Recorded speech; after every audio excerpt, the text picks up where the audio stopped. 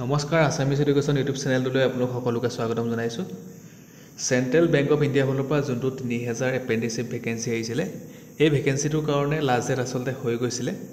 Last ডেটটো extend কৰি দিলে, লাষ্ট ডেটটো বঢ়াই দিলে 27 তাৰিখলৈকে দিলে, 27 মাৰ্চলৈকে আছে।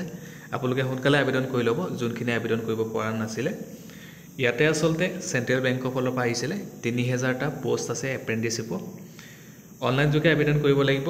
পোষ্টটোৰ নাম হৈছে এপেণ্ডিছ। নাম্বাৰ অফ পোষ্ট 3000টা আছে। নাম্বাৰ অফ পোষ্ট আমাৰ অসমত আছে 70টা, 70টা পোষ্ট আছে।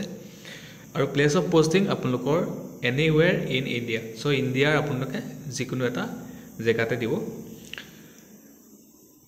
নাম্বাৰ অফ পোষ্ট আছাম 75 এটা দিয়া আছে। আৰু দৰমহা যদি চাই তেতিয়াহ'লে 15000 টকা, 15000 টকা পাব আপোনালোকে প্ৰত্যেক মাহে।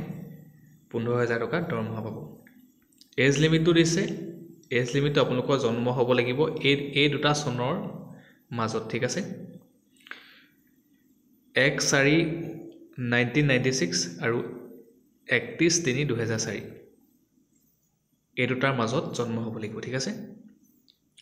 এজ ৰিলেক্সেশ্যন আছে। যদি SC ST কেণ্ডিডেট হয় তেওঁলোকৰ কাৰণে 5 বছৰ এক্সট্ৰাকৈ দিছে। OBC কেণ্ডিডেটৰ কাৰণে 3 বছৰ এক্সট্ৰাকৈ দিছে। আৰু PWD কেণ্ডিডেটৰ কাৰণে 10 বছৰ এক্সট্ৰাকৈ দিছে। শিক্ষাগত অৰ্হতা লাগিব, এডুকেশ্যনেল কোৱালিফিকেশ্যন লাগিব। গ্ৰেজুৱেশ্যন ডিগ্ৰী পাছ কৰা হ'লে আবেদন কৰিব পাৰিব, ঠিক আছে।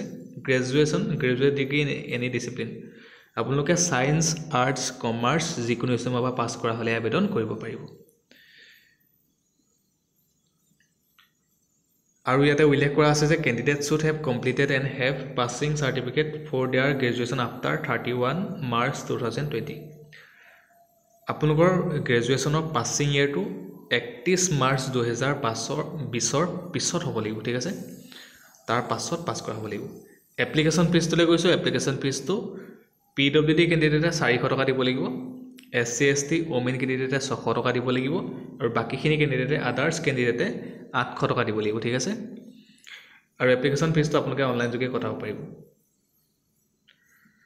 অনলাইন আবেদনৰ লিংকটো ডেছক্ৰিপশ্যনত দি থোৱা আছে। গোটেইখিনি দি থোৱা আছে, আপোনালোকে কোনো ধৰণৰ চিন্তা কৰিব নালাগে। আৰু আপোনালোকৰ যদি কিবা সুধিবলগীয়া থাকে কমেণ্ট কৰি সুধিব। অনলাইন আবেদনৰ লিংকটো মই এবাৰ দেখাই দিছোঁ। এইটো হৈছে অনলাইন আবেদনৰ লিংকটো, ডেছক্ৰিপশ্যনত দিয়া আছে। কোনো ধৰণৰ চিন্তা কৰিব নালাগে। এইটোত আপোনালোকে গৈ পেলাই অনলাইন আবেদন কৰিব পাৰিব। nats.education.gov.in ডেছক্ৰিপশ্যনত দিয়া আছে। ধুনীয়াকৈ এবাৰ যাব, তাতে ক্লিক কৰি পেলাই অনলাইন আবেদন কৰি ল'ব।